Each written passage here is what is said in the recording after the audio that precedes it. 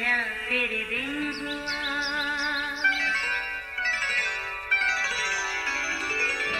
नया फिर दिन हुआ, पुरानी रात का करे सो शुक्र हम खुदा की जात का, खुदा की जात का नया फिर दिन हुआ।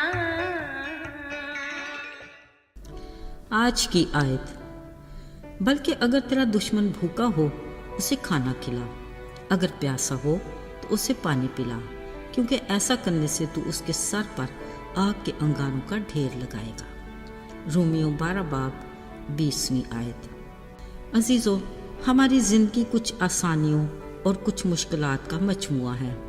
इन कामों में शायद अपने दुश्मन को मुआफ़ करना नहायत मुश्किल है, इतना कि इंसानी फितरत में कुछ ही % होगा जो एक नुक्ते से शुरू होता फैलता ही जाता है, फिर बेलगाम घोड़े की तरह काबू में नहीं रहता और अंजाम इंतहाई हद को छू जाता है। बाज़-औक़ात बच्चों के मामूली झगड़े बड़ों में दुश्मनी का रूप धार लेते हैं, जो सरासर नादानी है। अलावा अज़ीम जायदाद के झगड़े तूल पकड़ लेते हैं और बात नस्लों तक जा पहुंचती है। अक्सर जवान बच्चों के रिश्तों के मामले बिगड़कर दुश्मनी में बदल जाते हैं। अजीज़ों, ये ऐसे वाक़यात हैं जो आए दिन वक़ूअ पज़ीर होकर माशरे में दुश्मनी के कल्चर को फ़रोग़ देते और तबाही का बायस बनते हैं, जिसमें पछतावे के सिवा कुछ भी नहीं। देखिए, जहाँ ज़िंदगी पहले ही मुश्किलात के भंवर में फंसी है, वहाँ ऐसे मामलात को सब्र, बर्दाश्त और अक्लमंदी के साथ निपटा लेने में ही बेहतरी है। याद रहे, ज़िंदगी मुख्तसर सही मगर खुदा की बड़ी नेमत है, जिसको शुक्रगुजारी के रूप में सुलह सलामती के साथ गुजारने में ही अच्छाई और बेहतरी है। अजीज़ों, दुश्मनी एक ऐसा नासूर है जो जान और रूह के लिए इंतहाई तकलीफ दे है, जिसके एहसास से ही दिलो दिमाग बोझल हो जाते हैं। दुश्मनी एक ऐसा मौजू है जिस पर बात करना पसंद नहीं किया जाता। ऐसी पराई आग जिसमें कोई भी दखल अंदाजी करके किसी को बचाना भी नहीं चाहता, बल्कि हर कोई अपना दामन समेट कर गुजर जाने में ही आफियत समझता है। अगरचे मामला फहम लोगों की कमी नहीं, मगर अक्सर औकात सालसी बनने की हिम्मत कम ही लोग करते हैं। ये एक ऐसा पेचीदा मसला है जो अक्सर सुलझाने से भी और ज़्यादा उलझ जाता है। मगर अजीज़ों, खुदा का कलाम एक मुकम्मल ज़ाब्ता-ए हयात है, एक ऐसा खुलासा जिसमें हर मुश्किल सवाल का जवाब और हर मसले का हल मौजूद है। बिलाशुबा इस कलाम में उस हस्ती की बातें हैं जो अमन, सुलह और सलामती का शहज़ादा है।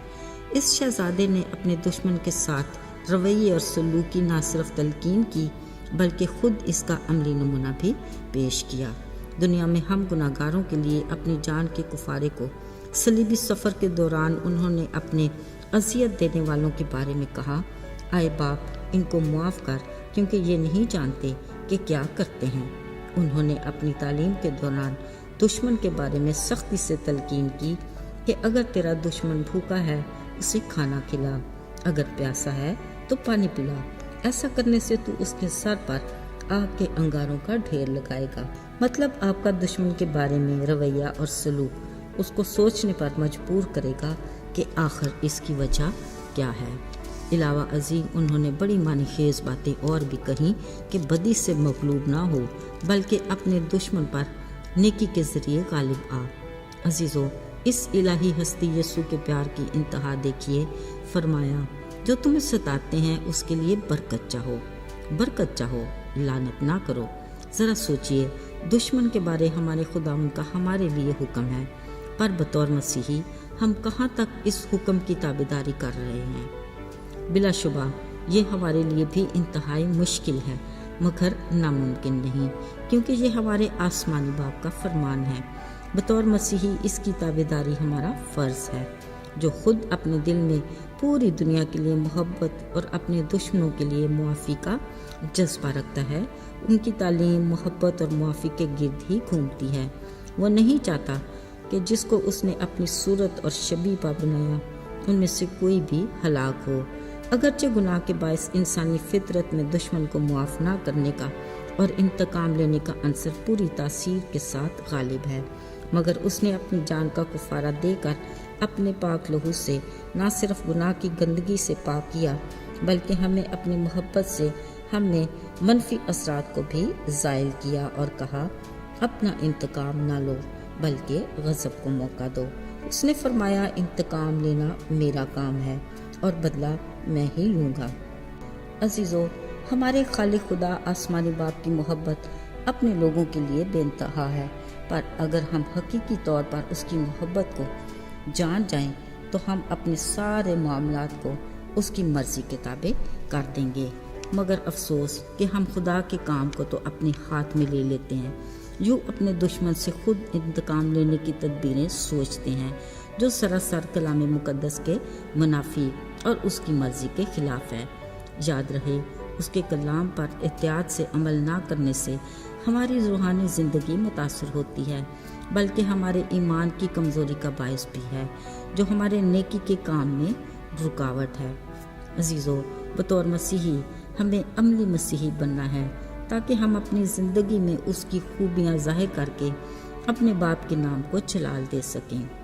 یاد رہے، محبت اور معافی اس کی ذات کا خاصہ ہے۔ صلیب کے پیغام کے بنیادی نکات اور ہمارے ایمان اور عقیدے کی مضبوطی کا دار و مدار بھی اس کی یہی صفات ہیں۔ خدا کرے ان کی بدولت نہ صرف ہم اپنے دشمنوں کو مسیح کے پاس لانے کا وسیلہ بنے بلکہ بہت سو میں صلح کروا کے خدا کے بیٹے بیٹیاں کہلانے کے حقدار بھی بنے، کیونکہ اس کا فرمان ہے مبارک ہیں وہ جو صلح کراتے ہیں کیونکہ وہ خدا کے بیٹے کہلائیں گے۔ آئیے دعا کریں۔ اے خدا، تیرا کلام ہمارے قدموں کے لیے چراغ اور راہ میں روشنی ہے تاکہ ہم اپنے دشمن کی کھڑی کی ہوئی رکاوٹ سے ٹھوکر کھا کر گر نہ جائیں۔ ہمیں رہنمائی عطا کر کہ ہم اپنے دشمن سے ویسا ہی سلوک کریں جیسا تو چاہتا ہے اور جس کا تو نے ہمیں عملی ثبوت دیا۔ ہمیں اپنے نقش قدم پر چلنے کی توفیق دے۔ یسوع کے مبارک اور پاک نام میں آمین۔